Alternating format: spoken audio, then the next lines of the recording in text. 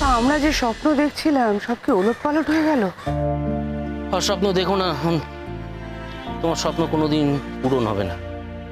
মুহূর্তে কত কষ্ট পাচ্ছে বলো তো। ও তো আর 5টা মেয়ের মতো সারেন্ডার করবে না, তাই না? হ্যাঁ, কিন্তু সেটা যার বোঝার সে কি বুঝতে পারছে?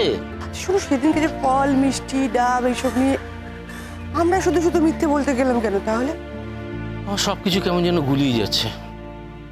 অবশ্য তোমারই তো ছেলে। হ্যাঁ, তোমারই তো ছেলে, তোমার মতোই হবে, ভাঙবে কিন্তু মস্কাবে না। আমি কোনো পুরুষ বন্ধু নিয়ে তোমার সাথে এরকম করেছি বুঝি? না, কোনো কিছু করবার জন্য পুরুষ বন্ধু যে দরকার তার কোনো মানে নেই। যে মহিলা শক্তিশালী হয়, শক্তিময়ী হয়, সে নিজেই অনেক কিছু করতে পারে।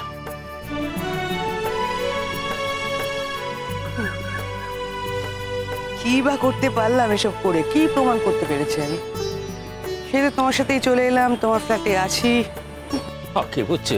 হওয়ার তো কথা না, হবার কথা তো অনেক কিছুই, কিন্তু আদৌ কি হবে সেটাই তো জিজ্ঞেস করছি। হ্যাঁ, আমি তোমাকে সব মনের কথা বলে দিই আর তুমি উন্মাদের মতো নৃত্য শুরু করো। এটা তো হতে পারে না। তার মানে আশা আছে। শোনো, গাড়িতে উঠবো, চলো। আমি সত্যি এখানে আসতে চাই না, কিন্তু এখানে না তোমার সঙ্গে আমার বড় বিরোধ।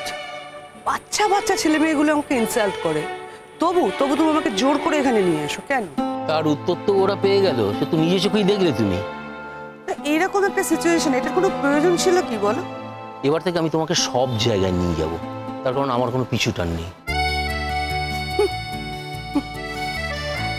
এত জোর গলায় এত বড় বড় কথা বলছো যে, নিজের বাড়িতে তো নিয়ে যেতে পারবে না। তুমি যদি চাও তাহলে সেখানেও তোমায় নিয়ে যেতে পারি, কিন্তু আমি জানি যে তুমি যাবে না। যাক, এখনো যে এতটা জানা আছে আমার সম্পর্কে, আমি শুনে খুশি হলাম।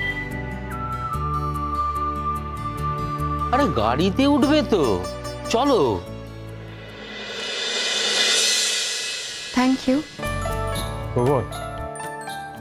তুমি যেভাবে সবার সামনে আমাকে গার্ড করলে, আমার সম্মানের কথা ভাবলে।